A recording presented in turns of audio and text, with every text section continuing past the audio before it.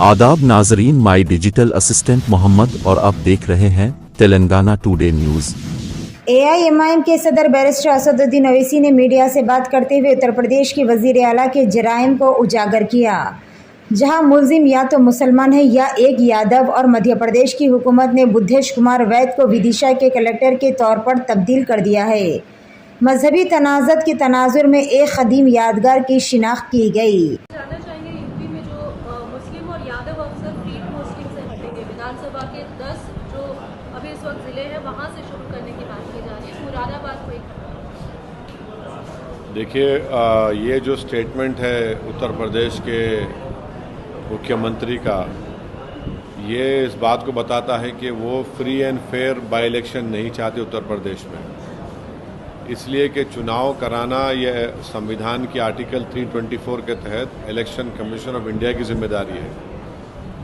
हम election commission से जानना चाहेंगे कि क्या वो उत्तर प्रदेश के मुख्यमंत्री के इस डिक्टाट को, इस ऑर्डर को वो मानेंगे और फिर यादव और मुसलमान ऑफिसर को नहीं रखेंगे, या फिर फ्री एंड फेयर इलेक्शन होगा जिसमें इलेक्शन कमीशन इंडिपेंडेंटली काम करेगा। अब उत्तर प्रदेश के मुख्यमंत्री ये बताना चाह रहे हैं कि वो इलेक्शन कमीशन ऑफ इंडिया है और आर्टिकल 324 के कोई माने नहीं रखते। वो ये भी कह रहे हैं कि अब इलेक्शन फ्री एंड फेयर नहीं होगा, क्योंकि वो कोई पॉलिटिशियन, कोई मुख्यमंत्री, कोई प्रधानमंत्री इस बात को तय नहीं कर सकता कि कौन सा ऑफिसर रहेगा नहीं रहेगा, तो इलेक्शन कमीशन तय करेगा। अब इलेक्शन कमीशन से हमारी अपील है कि जब मुख्यमंत्री ने ये बता दिया कि ये दो समुदाय के लोगों को वो नहीं रखना चाहेंगे, तो इलेक्शन कमीशन के ऊपर एक बहुत बड़ी जिम्मेदारी है कि वो उत्तर प्रदेश के मुख्यमंत्री को गलत साबित करें और ये जो 10 बाई इलेक्शन होंगे उसको फ्री एंड फेयर करवाएं। आपको लगता है कि इस तरीके से कोई कास्ट या फिर कोई रिलीजन को लेकर खासकर अफसरों के बारे में टिप्पणी करना? तो ये देखिए, जब गवर्नमेंट ऑफिसर होता है तो वो गवर्नमेंट ऑफिसर होता है, वो तो किसी कास्ट को या किसी रिलीजन को वो रिप्रेजेंट नहीं करता है, वो एक गवर्नमेंट का एम्प्लॉय होता है। और मुख्यमंत्री का ये कम्युनल बिहेवियर है कि वो गवर्नमेंट एम्प्लॉयज़ को भी अपने कम्युनल चश्मा लगाकर देखते हैं, तो ये तो उनका हमेशा से ही बर्ताव रहा। तो इससे ये मालूम होगा कि इससे मालूम होता है कि मुख्यमंत्री कितना नफरत करते हैं उन समुदायों से जिनका इन्होंने जिक्र किया है। विदिशा वाले पे अगर आप बात करें, मामले को देख रहे हैं आप, उस पर प्रतिक्रियाएं भी आने लगी है, आपने जो ट्वीट किया उसको। देखिए, मैं जो शुरू से हम जिस बात का खदशा का इजहार कर रहे थे कि जब वहाँ के कलेक्टर ने ये कहा कि 1950 के ASI का गज़ीट है जिसमें मस्जिद है, और संघ परिवार के ऑर्गेनाइजेशन ये चाहते थे कि वहाँ पर मस्जिद में ASI प्रोटेक्टेड जो मॉन्यूमेंट में जिसमें गज़ीट में मस्जिद है वहाँ पर पूजा करें, और वो कलेक्टर नहीं सुना, तो उस कलेक्टर का बीजेपी की सरकार ने ट्रांसफ़र कर दिया।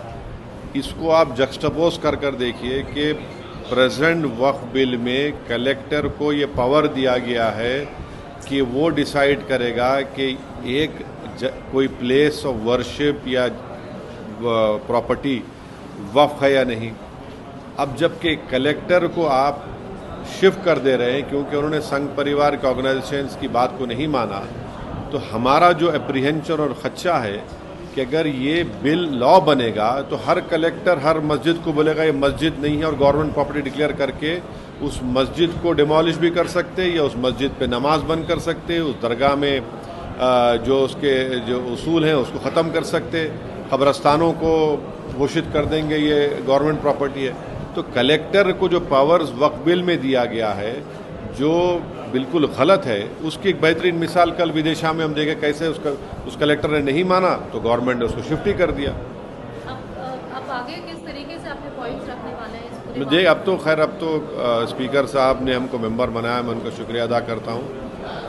JPC बनेगी, उसका टर्म्स ऑफ रेफरेंस अभी नहीं मालूम, जब मीटिंग होगी तो हम उस पर कैसा बोलेंगे। लेकिन एक सवाल ये भी उठता है कि कई लोग जो है 1955 से या 50 से वहाँ पर उन ज़मीनों पे रह रहे हैं। हम संगारेड्डी भी गए थे, हम विकास वहाँ पे भी गए थे, तो बाकी जगहों पर जब हम लोग जा रहे हैं वहाँ पर देख रहे हैं गरीब मुसलमान भी है, गरीब हिंदू भी है, अपने मतलब दादा परदादा की ज़मीन मानकर वहाँ पर खेती का काम कर रहे हैं। आज उनको बोल दिया गया कि ये वक्त की ज़मीन, आज नहीं बोला गया उनको। 2001 में बोला नहीं, गया। 2001 का गैजेट बोल रहे हैं, नहीं, उनको आज नहीं बोला गया उनको। गज़ेट कौन इशू करता है आप बताइए? लेकिन नहीं, गज़ेट कौन इशू करता है? वक्फ बोर्ड तो इशू नहीं करता गज़ेट। सर्वे कमिश्नर सरकार का होता है। सर्वे कमिश्नर सरकार के पैसों से सर्वे करके रिपोर्ट देता है। उस रिपोर्ट को प्रदेश की सरकार गज़ेट इशू करती है। वक्फ बोर्ड से क्या ताल्लुक उसको? नहीं, जब आप सर्वे कमिश्नर गवर्नमेंट के पैसों से करता है, गज़ेट एक ऑफिशियल डॉक्यूमेंट है, उसको करते हैं। और अगर किसी को ये आपत्ति है कि ये वक्फ प्रॉपर्टी नहीं है तो आप कोर्ट को जाइए ना। जब स्टेट गवर्नमेंट एक्सरसाइज करके उसको गज़ेट इशू करती है तो चाहे कोई भी हो, मुसलमानों के लिए 1 साल का टाइम है उनको। उस गज़ेट के इशू करने के बाद 1 ईयर का ऑब्जेक्शन उनको टाइम दिया जाता है। नॉन मुस्लिम्स के लिए कोई टाइम लिमिट नहीं है, आप ऑब्जेक्ट करिए, कौन रोक रहा है आपको?